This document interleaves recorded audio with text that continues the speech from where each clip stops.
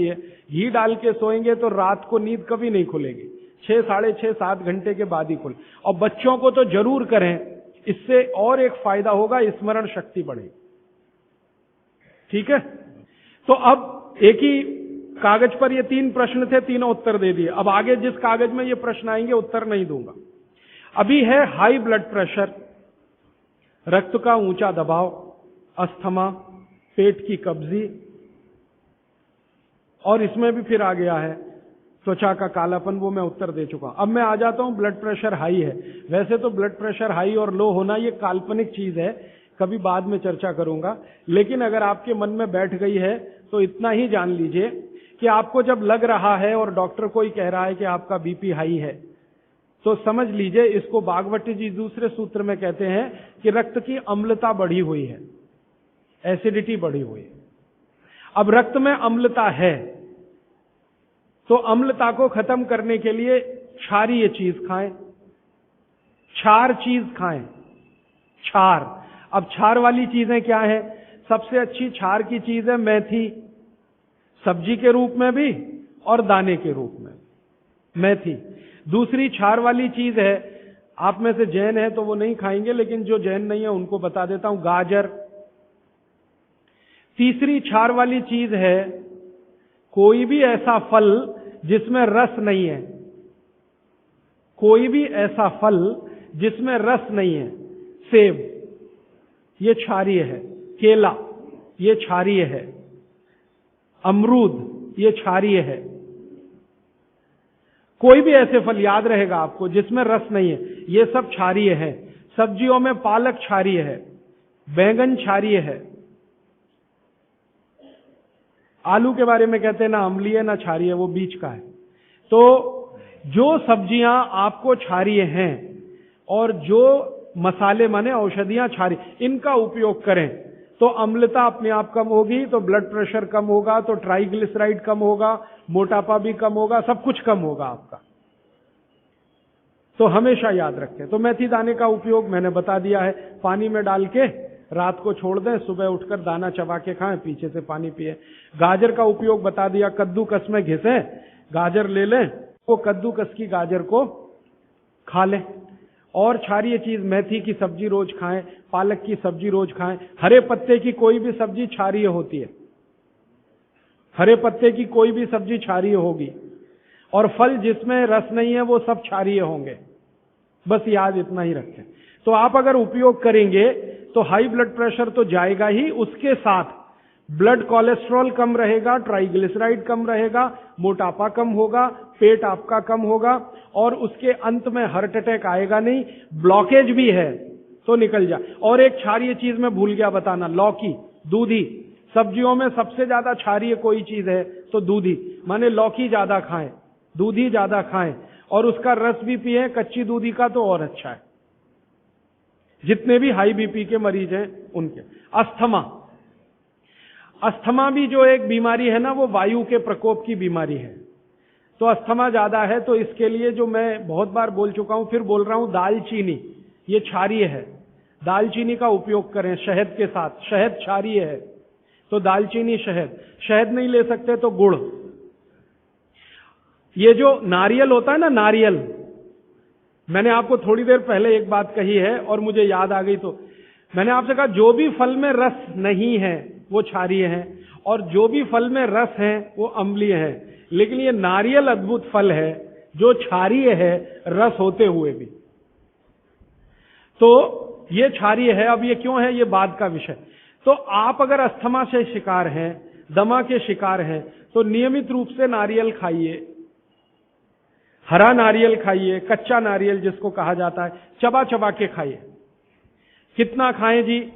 एक दिन में 50 ग्राम तक खा सकते हैं चबा चबा। तो दालचीनी और गुड़ लिया और नारियल चबा के खाया, 3 महीने के बाद आपका अस्थमा जड़ से खत्म होगा, वो 40 साल पुराना हो तो भी। इसके बाद हाँ, बाकी तो आंखों की। मुंह में छाले बहुत रहते हैं, ये मुंह में छाले बहुत रहते हैं, इसका माने पेट आपका साफ नहीं है, बड़ी आंत आपकी कचरे से भरी हुई है। तो मुंह में छाले रहते हैं तो सुबह सुबह का जो मैंने नियम बताया ना, पानी उठते ही पिए, घूट घूट पिए, तो छाले अपने आप खत्म। जैसे ही बड़ी आंत साफ हो जाएगी, छाले कभी नहीं आएगी। और अगर आपको ये करने के बाद भी छाले में आराम नहीं मिल रहा है, तो आपको एक सरल आसान दवा बता देता हूं, जो होम्योपैथी की दुकान में मिलती है, जो बड़ी आंत को सबसे जल्दी से साफ कर देती है। उस दवा का नाम है बोरेक्स। सुहागा, सुहागा आप सब जानते हैं ना, सुहागा आंत को साफ करने वाली सबसे तीव्र दवा है, तीव्र। इसी का डाइल्यूशन करके होम्योपैथी में बनाया बोरेक्स। तो ले लें, किसी भी होम्योपैथी की दुकान से खरीद लें, 30 पोटेंसी में या 200 पोटेंसी में। इसके 3 ही खुराक लेंगे तो जीवन भर के लिए छाले की बीमारी आपकी आएगी नहीं, क्योंकि ये तुरंत बड़ी आंत को साफ करता है। पानी करेगा, धीरे धीरे करेगा। बोरेक्स तो एक ही दिन में काम करता है, लेकिन भागवत जी कहते हैं ये एक ही दिन का चक्कर छोड़ना चाहिए, तुरंत हर चीज का रिजल्ट मिल जाए। वो कहते हैं जीवन में कोई भी चीज फास्ट है ही नहीं, हर चीज स्लो है। तो कोशिश करिए पानी से ठीक करें, और अगर आप बहुत परेशान हैं तभी बोरेक्स का इस्तेमाल करें। और ये दवा हमेशा पानी में डाल के लें, 1 बूंद डाल दें पानी में, और उस पानी के 3 हिस्से करके उसको पी लें। 1 कप पानी हो, आधा कप पानी हो, 1/4 कप पानी हो। अभी आगे का एक प्रश्न। अच्छा, गाय के मूत्र के बारे में मैंने आपसे कहा था, तो उस पर प्रश्न आए हैं 4-5। गोमूत्र सही गाय का है या उसको कोई बीमारी है? किस तरह की प्रॉब्लम हो सकती है? अगर गोमूत्र सही नहीं है तो उस हाल में क्या करना चाहिए? मैं आपको विनम्रता पूर्वक एक एक्सपेरिमेंट जो हमने किया वो बता देता हूं। गाय को हमने 6 साल जहर खिलाया। एक गाय पर यह एक्सपेरिमेंट हमने किया। 6 साल जहर खिलाया, सबसे खराब जहर खिलाया।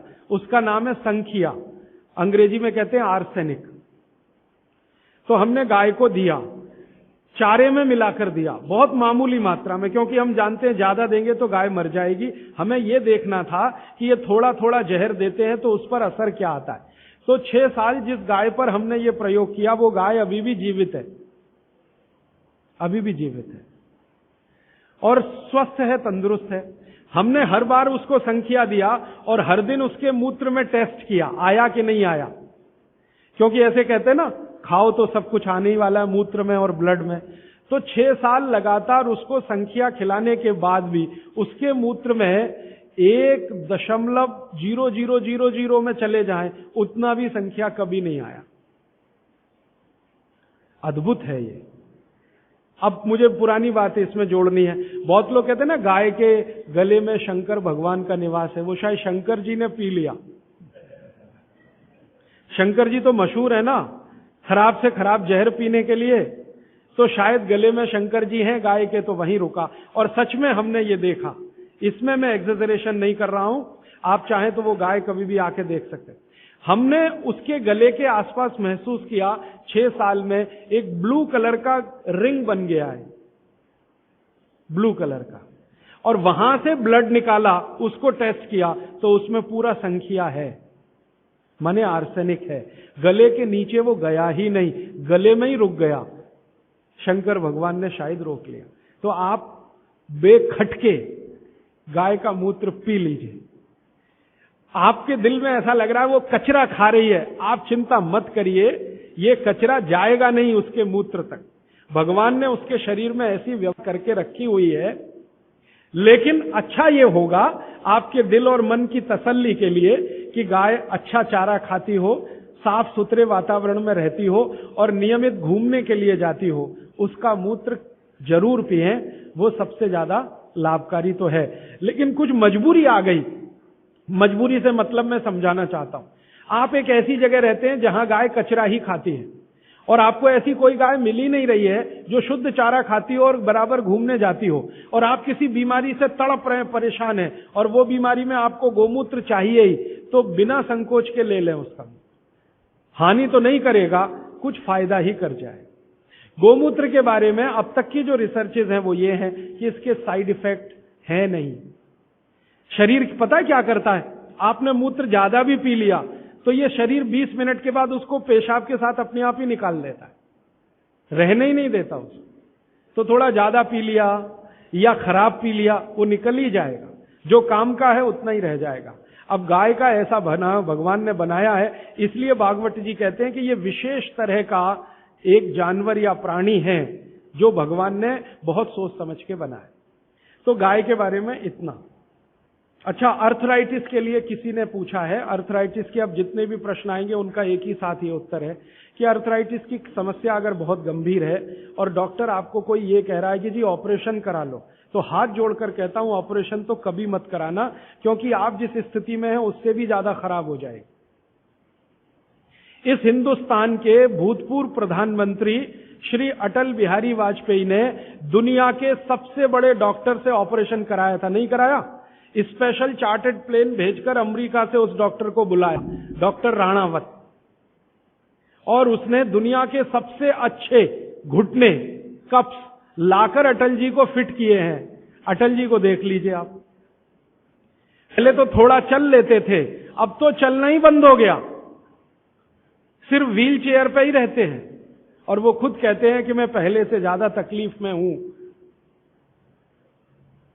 तो आप मत करिए। फिर आप बोलेंगे जी क्या करें, डॉक्टर बोलता है ऑपरेशन मत कराइए। आप क्या करें, अर्थराइटिस के लिए जो सबसे अच्छे कॉम्बिनेशन भागवत जी के हैं उनका उपयोग करिए। उसके लिए सबसे अच्छा वो बोलते हैं चूना खाइए।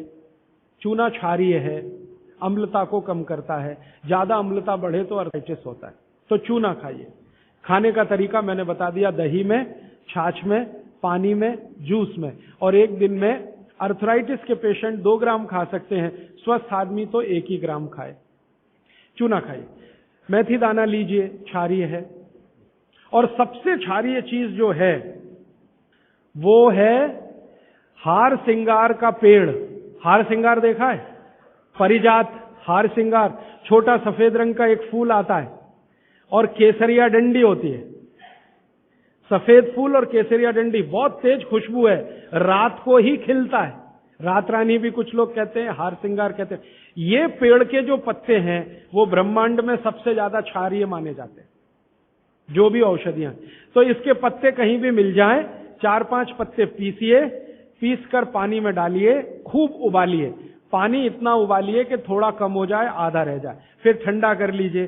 फिर वही पानी चाय की तरह से चुस्कियां ले लेकर सवेरे खाली पेट पीजिए। मैंने ये देखा है, गंभीर से गंभीर अर्थराइटिस पेशेंट को हफ्ते 10 दिन में ही रिलीफ कर देता है। तो ये कहीं भी मिल जाए, नहीं मिले तो हार सिंगार का पौधा गुड़वांचरी में है, तो आप थोड़े पौधे बंटवा दीजिए, सब अपने घर में लगा लें, गमले में हो जाता है आसान। और कुछ खाली स्पेस है तो जरूर, क्यों, ये हर घर में रहे पेड़। कारण क्या है कि आज अर्थराइटिस ही सबसे ज्यादा तकलीफ दे रहा है लोगों को। सुगंधी तो आएगी, नींद अच्छी देगा। जहां आपका बेडरूम है उसके पीछे जरूर लगा लीजिए, और उसका पत्ता आपको अर्थराइटिस से मुक्ति देगा। और दोनों तरह की अर्थराइटिस, रूमेटिड और ऑस्टियो, दोनों ही खत्म होती है इस हार सिंगार के पत्ते से। आइसक्रीम कब खा सकते हैं? कभी भी नहीं, कभी भी नहीं। और अगर आइसक्रीम खा ही रहे हैं, आप कहते हैं जी मन नहीं मानता, स्वाद है और मुंह को लग गया है, अब क्या, तो इसका एक उपाय बता देता हूं। आइसक्रीम खाइए और पीछे से गर्म पानी में घी मिला के पी लीजिए, तो जो कुछ भी तकलीफ वो करने वाली है उससे आप बच जाएंगे। ना खाएं तो सबसे अच्छा। दालचीनी सौंठ का काढ़ा ये लोग जरूर पिए, जिनको अस्थमा है, जिनको अर्थराइटिस है, माने वायु के रोग हैं, वो दालचीनी का काढ़ा जरूर पिए, गुड़ मिला के। मूंगफली और तिल जरूर खाएं। भगवान की दी हुई तिल दुनिया की सबसे अद्भुत वस्तु है। मैं तो आपको कहता हूं, जिंदगी भर मोटापे से बचना है, हार्ट अटैक से बचना है, आपको अर्थराइटिस से बचना है, तो रोज खाने के बाद तिल खाएं चबा चबा के। काला तिल मिले तो बहुत अच्छा, नहीं तो सफेद ही खाएं। और आप जहां रहते हैं यहां के लिए तो बहुत ही अच्छा, मद्रास जैसे एरिया के लिए। एसिडिटी कम करने के लिए क्या करें? अम्लीय चीज ना खाएं, क्षारीय चीज ज्यादा खाएं, एसिडिटी कम होगी। और पानी घूट घूट पिए, 1-1.5 घंटे के बाद पिए, सुबह उठते ही पानी पिए, एसिडिटी सबसे पहले खत्म होगी। और आखिरी दवा जो सबसे प्रभावी है, जिनको भी एसिडिटी की बहुत तकलीफ है, खाने के बाद ये जो अजवाइन है ना, अजवाइन, इसको भूने तवे पे और थोड़ा काला नमक मिला के ले लें। मिश्री का सेवन बहुत अच्छा है, चीनी से बहुत अच्छा, लेकिन गुड़ से थोड़ा कम अच्छा। मिश्री चीनी की तुलना में तो बहुत अच्छी है और गुड़ से कुछ कम अच्छी है। तो चीनी छोड़ रहे हैं तो मिश्री पे चले जाइए, मिश्री छोड़कर गुड़ पे आ जाइए। हाँ, एक किसी ने सवाल पूछा है कि आप कौन सी जगह पे परमानेंट मिलते। मैं परमानेंट कहीं नहीं मिलता। लोग जो है ना मुझे कहते हैं कि राजीव दीक्षित रेल आश्रमी है, माने हर दिन ज्यादा से ज्यादा मैं रेल में मिलता हूं। तो परमानेंट मिलने के लिए एक केंद्र है, आपको उसका पता किताब में है, वो आप ले लीजिए, फोन नंबर। वहां आप कोई भी चिट्ठी भेजेंगे, मैं जहां भी रहता हूं मेरे पास आ जाती है। और ये करेंगे तो मैं हर जगह खोल खोल के मेरा मेल बॉक्स चेक करता रहता हूं। तो वो पता जो वर्धा सेवाग्राम का है, भारत पीठम 10 जोतवानी लेआउट, सेवाग्राम रोड, सेवाग्राम, जिला वर्धा, महाराष्ट्र। ये मेरा परमानेंट केंद्र है, वहां आप पत्र भेज सकते हैं, फोन भी कर सकते। वहां फोन कभी भी करें तो पता चल जाएगा मैं कहां हूं। और मेरा मोबाइल नंबर आप सबको मैं चाहूं तो लिखा देता हूं, 9422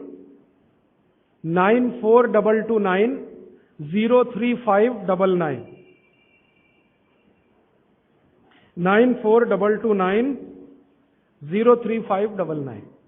ये मेरा मोबाइल नंबर है। और ईमेल एड्रेस है rajivdixitaba@rediffmail.com।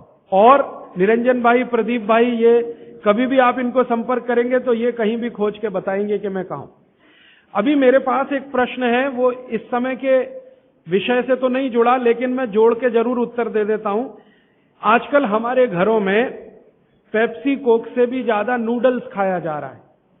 पेप्सी कोक कम हुआ है पिछले 2-3 साल में, अच्छा हुआ, नूडल्स खाया जा रहा है। तो नूडल्स के बारे में आपको एक जानकारी दे दूं कि सबसे खराब वस्तु अगर खाने की कोई हो सकती है, कचरे में कचरा, तो वो यही है नूडल। एक तो मैदे की है, ऊपर से सड़ा हुआ है। 6-7 दिन मैदे को सड़ा के रखा जाए तब नूडल्स तैयार होता है। और इस नूडल्स में टेस्ट लाने के लिए सूअर के मांस का रस मिलाया जाता है। बिना उसके नूडल्स बन ही नहीं सकता। जो मैगी है ना, मैगी या कोई भी नूडल्स, सूअर के मांस का रस, सड़ा हुआ मैदा, 6-6 दिन पुराना, उससे तैयार हुआ है। अब आप तय कर लो खाना है या नहीं खाना। एक प्रश्न है जिसका उत्तर दे नहीं सकता। किसी ने कहा आज की शिक्षा बहुत बेकार है, वैकल्पिक शिक्षा की बात बताइए। तो समय ज्यादा है, आप मुझे ईमेल करिए, मैं लंबा जवाब दूंगा। गाय का घी कान नाक में डालने के लिए मैंने बोला था, तो वो उत्तर दे चुका हूं, फिर रिपीट इसलिए कर रहा हूं कि गलती ना करें। घी को हल्का गर्म करना है, ज्यादा नहीं। गाय का घी नाक में डालने के लिए हमेशा हल्का गर्म करना है, ज्यादा नहीं। और एक ही बूंद एक नाक में, दूसरी बूंद दूसरी नाक। हाँ, एक बहुत अच्छा सवाल है, दैनिक जीवन में कौन सा नमक खाएं? सबसे अच्छा सेंधा नमक खाएं। और इसको याद ऐसे रखें, पत्थर वाला नमक खाएं। ये समुद्र के पानी का नमक कम से कम खाएं। पत्थर वाला नमक एक तो सेंधा नमक है, दूसरा नमक है जो काला नमक है, ये आप ज्यादा उपयोग करें। मेरा तो कहना है कि आज से ही घर में नमक तो तुरंत बदल दें, बदलते ही आपको असर दिखाई दे जाएगा। आपको जो तकलीफ है ना ब्लड प्रेशर की, अर्थराइटिस की, ये नमक बदलने से ही बहुत आराम दे देगी आप। तो सेंधा ही नमक। किसी ने कहा है कि गोमूत्र अर्क लेने में पहले दिन खराब लगा, 3 दिन खराब लगेगा, 3 दिन, चौथे दिन से अच्छा लगेगा। तो छोड़े नहीं उसको, एक दिन खराब लगा छोड़िए मत, दूसरे दिन भी लीजिए, तीसरे। गोमूत्र अर्क है ना, तो 1 चम्मच से ज्यादा मत लीजिए।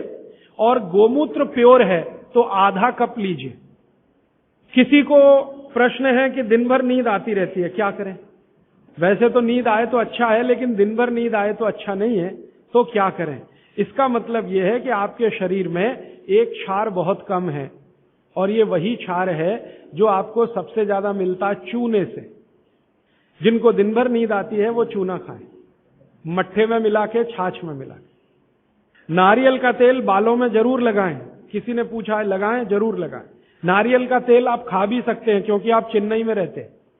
अगर आप पटना में रहेंगे तो नहीं खा सकते नारियल का तेल। चेन्नई में रहते हैं तो जरूर खा सकते। मालिश करना चाहें जरूर करें। डायबिटीज के लिए क्या करें? डायबिटीज का जो सबसे अच्छा उपाय मैंने बताया था, मेथी दाना और त्रिफला चूर्ण। त्रिफला चूर्ण माने हरदे, बहेड़ा, आंवला, 1, 2, 3 अनुपात वाला त्रिफला चूर्ण 1 चम्मच, मेथी दाना 1 चम्मच, दोनों मिलाकर गर्म पानी में रात को रख दें। सवेरे उठकर इस पानी को पी लें और उसमें जो कुछ है चबा के खा लें। 3-4 महीने नियमित करेंगे, ब्लड शुगर नॉर्मल आने की पूरी संभावना है। और नहीं आए 3-4 महीने में ब्लड शुगर नॉर्मल, तो एक मुझे ईमेल जरूर करें या फोन करें। शुगर खाना नहीं खाना, चीनी बिल्कुल बंद कर दीजिए, क्योंकि यही अकेली चीज है जो पचती नहीं आसानी से। बाकी चीनी छोड़कर कुछ भी खाइए। पथरी अगर है शरीर में और थायराइड, थायराइड का सबसे अच्छा उपाय है धनिया पत्ता है ना, धनिया पत्ता, इसकी चटनी, धनिया पत्ते की चटनी बनाइए, पानी में मिला के पी जाइए, पानी गुनगुना रहे। कितनी चटनी? 1 चम्मच चटनी, उसमें कुछ डालिए मत, नमक मिर्ची कुछ मसाला नहीं, खाली धनिया पत्ते की चटनी। और जब तक धनिया मिल रहा है तो ये हरे पत्ते की चटनी, धनिया मिलना बंद हो जाए तो सूखा धनिया। ये धनिया जो है ना थायराइड की सबसे अच्छी दवा मानी जाती है। पथरी, पथरी जिसको भी है वो चूना कभी ना खाएं, ये याद रखें। कहीं भी शरीर में पथरी है तो चूना कभी ना खाएं। तो फिर क्या खाएं? एक दवा है पत्थर तोड़ दवा, क्या बोलते हैं आप उसको? पाखंड भेद। शोभाकांत जी के यहां वो दवा है पाखंड भेद, कहीं भी मिल जाएगा। तो आप इसका काढ़ा बना के पिए। ये जो पाखंड वेद है ना, इसका काढ़ा पानी में डाल के उबाल के, और ये दवा आसानी से होम्योपैथी में उपलब्ध है। और इसी दवा का होम्योपैथिक नाम है बर्बेरिस, बर्बेरिस वल्गैरिस। पाखंड वेद का बोटेनिकल नाम है बर्बेरिस वल्गैरिस। ये किसी भी होम्योपैथी की दुकान में मिलेगा। वो पूछेगा कैसे दूं, तो कहना मदर टिंचर में दो। ये कोई भी घर में रखिए आप, बिल्कुल निसंकोच इस्तेमाल करते हैं, साइड इफेक्ट कुछ नहीं है इस दवा का। बर्बेरिस वल्गैरिस मदर टिंचर ऐसा बोलिए तो ये हल्के गुलाबी रंग की होगी, डार्क कलर की भी हो सकती है। इसकी 10-10 बूंदें 1/4 कप पानी में डालकर दिन में 3-4 बार पिलाएं। 1 महीने 1.25 महीने में सारी पथरी टूटकर निकल जाएगी। और नहीं तो पाखंड वेद जो दवा मिले आयुर्वेद की, उसका काढ़ा बना के 15-20 दिन ले लें। काढ़ा जल्दी तोड़ता है पत्थर को, बर्बेरिस को समय ज्यादा लगता है। पानी में चूना मिला के पी सकते हैं, जरूर पीजिए, पथरी वाले नहीं। दांतों का दर्द, दांतों के दर्द की सबसे अच्छी दवा है लौंग। लौंग इस्तेमाल करिए, लौंग का तेल इस्तेमाल करिए। और दांतों में दर्द हो ही नहीं तो थोड़ा थोड़ा चूना खाते रहिए। और दांतों में दर्द हो ही नहीं तो दातुन करते रहिए, दंत मंजन करते रहिए, पेस्ट बंद कर दीजिए। हाँ, अभी एक जरूरी प्रश्न आया, शराब और गुटखा छोड़ने के लिए क्या करें? जरूर आप इसको ध्यान से नोट कर लीजिए, ये बहुत लोगों के काम। शराब, गुटखा, तंबाकू, सिगरेट और बीड़ी, ये 5 बुराइयां व्यसन के रूप में हमारे घरों में आई हैं और देश का सर्वनाश किया है। इनके बचने के लिए बहुत अच्छा है, संकल्प शक्ति से बचें तो अच्छा है। भागवत जी कहते हैं किसी भी व्यसन से बाहर आना हो तो संकल्प शक्ति के साथ आइए तो अच्छा है। नहीं है संकल्प शक्ति तो दवा का उपयोग करिए। तो क्या दवाएं हैं आपके पास? सबसे अच्छी दवा है शुद्ध गाय का मूत्र, अर्क नहीं, शुद्ध गाय का मूत्र। दूसरी दवा आपके घर में है अदरक या सौंठ। जिनको शराब से छुड़ाना है, बाहर निकालना है, उनको एक और सौंठ ज्यादा खिलवाइए, रस पिलवाइए अदरक का, सौंठ का काढ़ा बना के दीजिए, गुड़ मिला के दे सकते हैं सौंठ का काढ़ा बना के। और गोमूत्र पीने को बोलिए। नियमित रूप से अगर आधा कप भी गोमूत्र पिया तो 1.25 महीने में शराब छूट जाती है। शराब जो पीते हैं, बीड़ी सिगरेट जो पीते हैं, उनके शरीर में एक केमिकल बढ़ जाता है, उसका नाम है सल्फर। और सल्फर को कम करने के लिए सल्फर ही चाहिए। आयुर्वेद में कहा है ना कि विष को विष मारता है, तो सल्फर बढ़ता है। तो सल्फर कम करने के लिए बाहर से सल्फर चाहिए, और बाहर का सबसे अच्छा सल्फर गोमूत्र में है। सर्दी जुकाम, सर्दी जुकाम ज्यादा है, बार बार है, सबसे अच्छी दवा है। आप अगर बच्चों के लिए ले रहे हैं तो कफ दूर करना है उनका, कफ नाशक सबसे अच्छी दवा मैंने पहले दिन बताई थी, शहद है। दूसरी, शहद नहीं लेते तो गुड़ है, तो बच्चों को गुड़ दीजिए ज्यादा। एक, उनको चूना भी दे सकते हैं, चूना कफ का भी नाश करता है, वात का तो करता ही है, कफ का भी करता है, तो चूना दे सकते हैं। गाय का घी नाक में डाल सकते हैं। हल्दी जबरदस्त कफ नाशक है, तो दूध में हल्दी मिलाकर दीजिए, और दूध हल्दी थोड़ा घी मिलाएं तो और भी अच्छा कॉम्बिनेशन है। तो जिनको सर्दी जुकाम बार बार होते हैं उसके लिए। पित्त बढ़ा है तो क्या करें? देशी गाय का घी खाइए। देशी गाय का घी गरम गरम पानी में डालकर पिए तो सब पित्त को शांत करेगा। और दूसरी चीज मैंने पहले बता दी है, अजवाइन और काला नमक, ये भी पित्त बढ़े तो शांत करेगा उसको। एक मेरे पास डिफिकल्ट केस है, ये मुझे व्यक्तिगत रूप से मिले। कोई एक महिला है, उसकी लंबाई लगातार बढ़ रही है, ये मुझे शाम को मिले 4 बजे। बाल उड़ गए तो क्या करें, बाल कम हो गए तो क्या करें, बाल झड़ रहे हैं तो क्या करें? तीनों में एक उपाय है, दही को तांबे के बर्तन में रखें, 5-6 दिन खूब खट्टा हो जाए, हरा हरा हो जाए, तो इसको बालों में मालिश करें। 1 घंटे के बाद बालों को शीकाकाई से धोएं। हफ्ते में 1 दिन जरूर करें। त्रिफला शहद और गुड़ के साथ सबसे अच्छा है, गुड़ के साथ सुबह खाएं, और दूसरा चाहे तो शहद के साथ भी खाएं।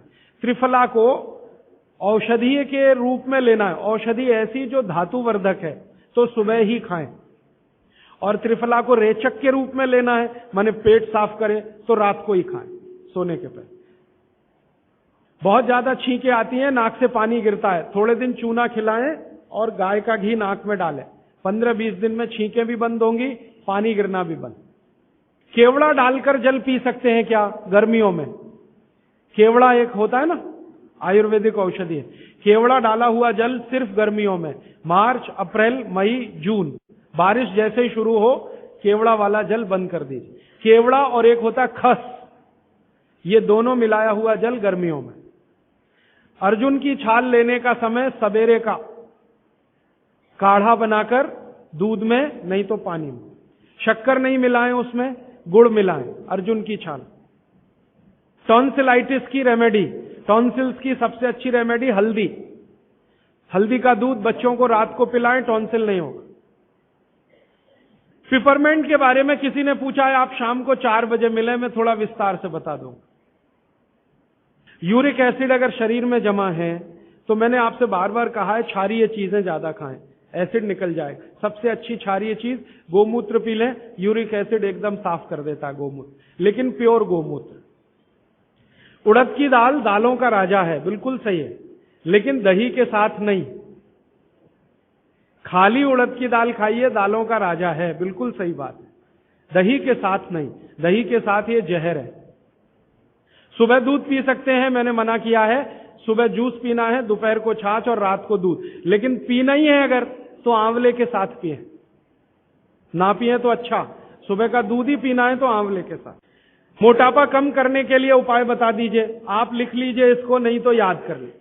जिनको भी मोटापा कम करना है उनको क्षारीय चीजें ज्यादा खानी है, तो मैंने आपसे कहा गाजर खाइए, गाजर नहीं खा सकते दूध ही खाइए। अब खाएं कैसे? गाजर को कद्दूकस में घिसिए और उसके लच्छे बनेंगे। फिर थोड़ी एक और क्षारीय चीज आपको आजकल उपलब्ध है, सेब, सेब पूरा क्षारीय होता है, तो सेब को कद्दूकस में घिसिए, दोनों बराबर मात्रा में मिला के सुबह पेट भर के खा लीजिए। 3 महीने लगातार खाइए। फिर अगले 3 महीने इसको बैलेंस करने के लिए आंवला खा लीजिए, आंवला 2-3 आंवला रोज मुरब्बे के रूप में या कैसे। फिर 3 महीने आंवला हुआ, फिर वापस इस गाजर और इस पे आ जाइए।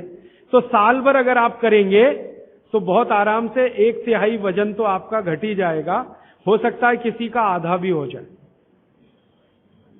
ह्यूमन यूरिन के बारे में आपने पूछा, मैंने पहले ही बताया, अगर आप शाकाहारी हैं तो अपने मूत्र का भी इस्तेमाल कर सकते हैं, लेकिन गोमूत्र उससे हमेशा बेहतर है। बच्चे पेशाब करते हैं बिस्तर में, इसके लिए क्या करना? खजूर खिलाइए। खजूर छोटे छोटे टुकड़े काटकर बच्चों को खजूर दूध में डालकर, छोटे छोटे टुकड़े दूध में डालकर उबालिए, खूब उबल जाए, फिर वो दूध पिलाइए, खजूर खिलाइए, तो रात का बिस्तर का पेशाब उनका बंद हो जाए। वो एक प्रश्न है, वो कब्जी